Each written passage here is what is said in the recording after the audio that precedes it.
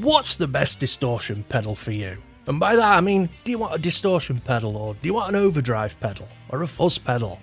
There's a big difference between the three. Big differences, and today we're going to be looking at the characteristics of what each pedal does and what it sounds like and everything to help you decide which is going to be the best pedal for you. Maybe. So before I jump right into this, make sure you like and subscribe, do all that YouTube stuff. If you enjoy the video, of course. If you don't enjoy the video or you think I've missed something out, then let me know. I'm all for constructive criticism. I'm still quite new to making gear videos and stuff on YouTube, so any help or ideas is greatly appreciated. So, distortion pedal, or overdrive pedal, or fuzz pedal. Let's, for the sake of argument, just call them dirt pedals. Just doesn't sit right with me calling a fuzz pedal a distortion pedal, or an overdrive pedal a fuzz pedal. But once you know the difference between the three, you might find getting the sound or tone you want a little bit easier. I'm going to be doing a few more of these videos explaining what different pedals do. So yeah, there's another reason to subscribe. So, which came first, the chicken or the egg? Neither. It was the fuzz pedal. Guitar players, had been experimenting with distorted or dirty sounds even before the 60s. You know, it was usually a fault with the desk, or a broken amplifier, or a damaged speaker cone, or a low output amp being cranked up so loud that it made the guitar sound distorted. But it turned out that some guitar players liked the dirty or distorted sound that they were getting, and they started incorporating it into their sound. If you listen to You Really Got Me by the Kinks, you can hear one of the first popular distorted guitar sounds on a record. Now, there's a few differing versions of how Ray Davies got that sound. You know, his amp was damaged, or he carefully slashed the speaker cone with a razor blade so the cone vibrated when he played. Like I said, there's a few stories, and it was a long time ago, and those dudes knew how to party. They don't have the best memories. But anyway, all the dudes that made musical equipment decided there was a call for a fuzzy guitar tone machine. And it wouldn't just do to keep messing up speakers and amps and stuff, so the first fuzz pedals came about. Josh Scott at JHS has done some awesome videos on fuzz pedals, and you know, he actually owns a lot of the OG ones. His videos are so worth checking out if you want to know the history of pedals. So, we've got the fuzz pedal, and I mean, you listen to songs like Satisfaction by the Rolling Stones, that da da da da da da da da da da fuzz pedal.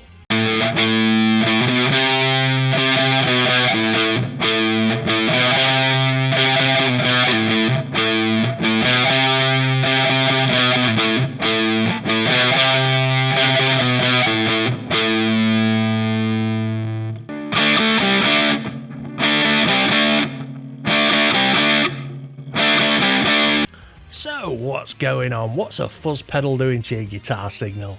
Well, the fuzz tone is basically a heavy saturated guitar signal, altering the sound to a plain square wave with amazing sustain. It's using 2, 3, even more transistors to amplify the signal to a point where it starts to sound distorted, fuzzy with very long sustain. Now, one of my all-time favourite pedals is actually a fuzz pedal, the Electro Harmonix Big Muff. I'm actually working on a video about this pedal. I'm going to do a whole Big Muff pedal video, so stay tuned for that one. Another reason to subscribe. Now, the thing with fuzz is I find that it's great for, like, you know, playing single note riffs or solos.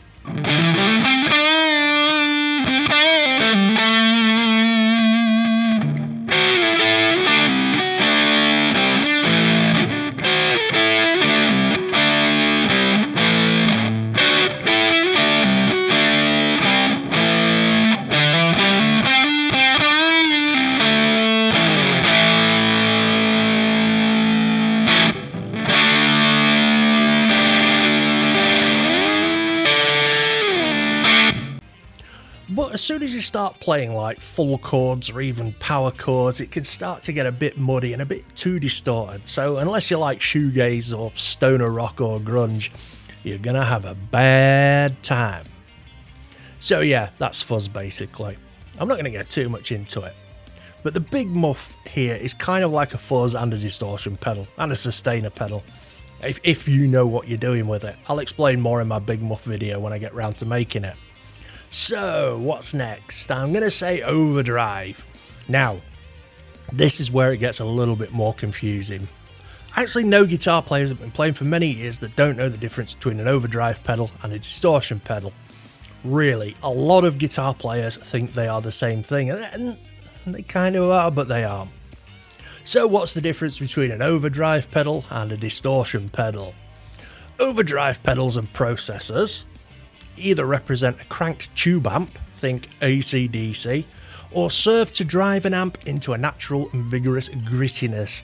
Simply put, overdrive strives to emulate the interaction of a guitar plugged into a tube amp. This means that overdrive pedals don't colour the source sound very much. Indeed, they react nicely to performance dynamics like volume level adjustments and pick attack. So, like, you know, if you strum nice and gentle, but it's all good, but then if you hit it a bit harder, it distorts it a little bit more. It's such a good tool for guitarists, and it really helps a guitar player, you know, express their playing through the notes.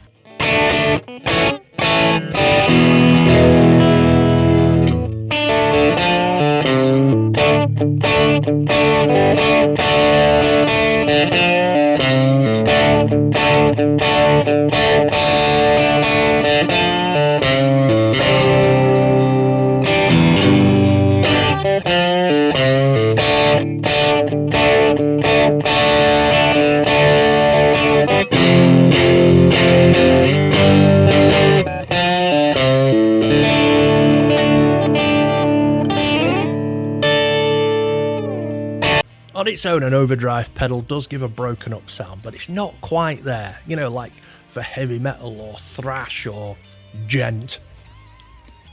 An overdrive pedal just wouldn't cut it, but for classic rock, blues, stuff like that, an overdrive is the business. Distortion, on the other hand, is anything but natural. It's a feral yowl that rages like some wrathful starving hound from hell. A distortion's heavy saturation pretty much devours the source sound. It kicks performance dynamics and touch sensitivity brusquely to the curb, and then it stomps on them. Distortion drives the savage opening of Revolution by the Beatles. It also fuels the caterwauling swells of Muse's Hysteria and the churning chunk of Smashing Pumpkins' Cherub Rock. It's a very useful effect for creating general mayhem, petulant sonic textures and riffs you can't ignore.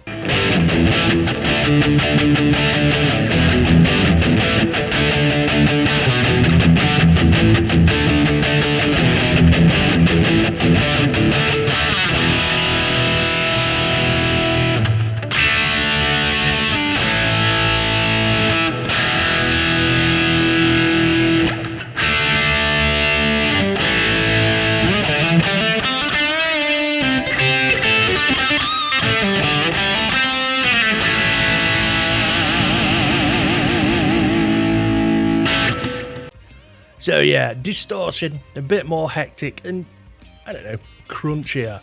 For example, if I wanted to play chords, but have them dirty, AC/DC type thing, I would use an overdrive.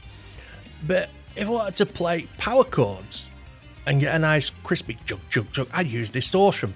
But that's just me. I mean, we all have preferences. But it's not just the pedal. Right, I mean, the pedals are very important and like they're a good way of getting you there. But there's lots of other things that come into play as well, like the guitar you're using, the strings you use, more importantly, your pickups. If you've got single coils, they don't, you know, they're not as good for playing dirt as humbuckers. And if you've got humbuckers, are they hot humbuckers or are they active humbuckers? And then you've got your amp to think of. I mean, are you a solid state guy? Are you a tube guy?